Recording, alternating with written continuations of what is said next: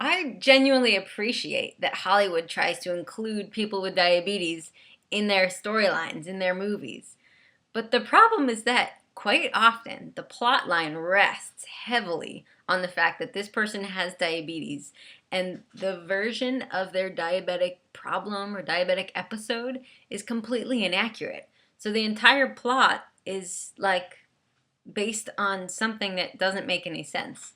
A movie that I love that unfortunately uses diabetes very poorly is Conair. I love Nicolas Cage. The movie is so corny and absurd and ridiculous, and I guess I shouldn't hold it against them that they didn't do the diabetes right, but I am taking it seriously that they landed a plane in the middle of the Las Vegas Strip.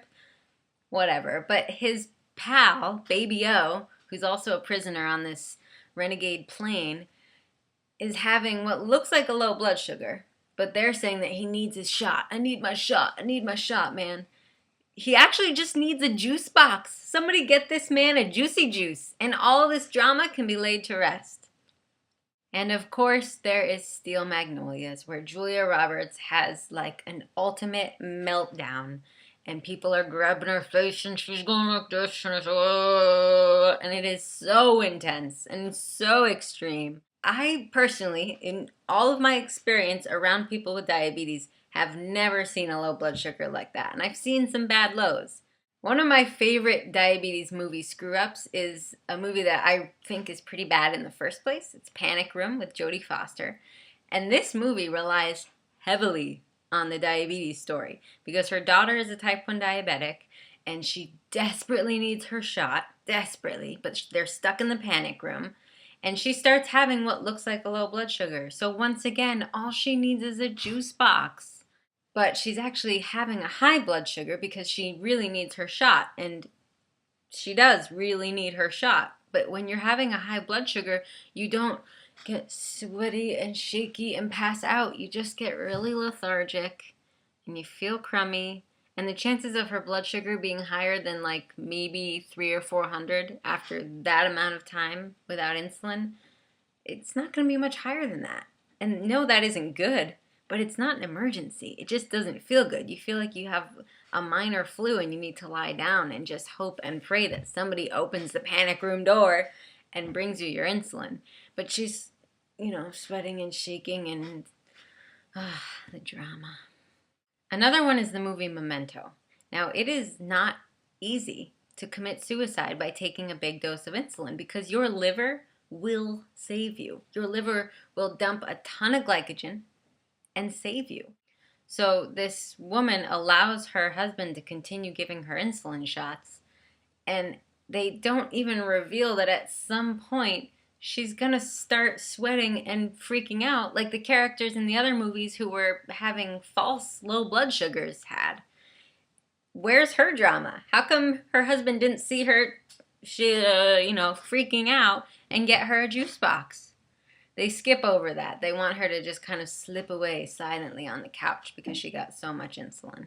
In the movie Witches by Roald Dahl, the witches sneak sugar into the grandmother's tea or something and give her a high blood sugar that then somehow very quickly later on puts her into like quasi coma. Boom, like that from some sugar cubes. I don't think so.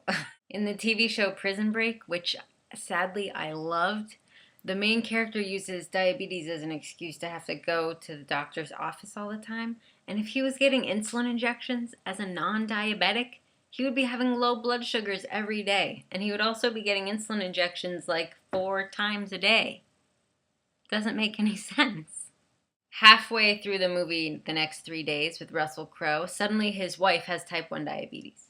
And at no point is this disease brought up at any other time.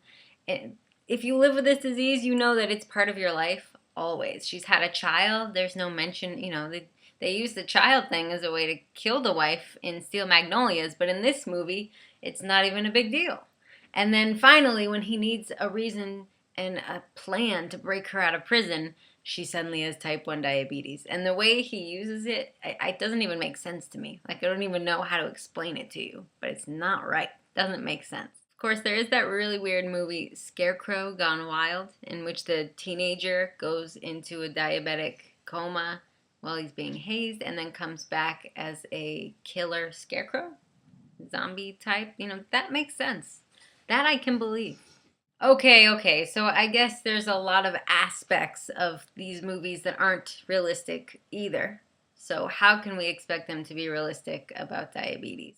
As a person with type 1 diabetes, I would love to just see a movie that portrays this disease for what it is, and type 2 diabetes, to break away a lot of the myths that exist in the media and just really have a actual, factual, accurate person with diabetes in a movie. Or I'll just keep watching that Scarecrow movie and be grateful that I'm not about to turn into a killer zombie diabetic scarecrow.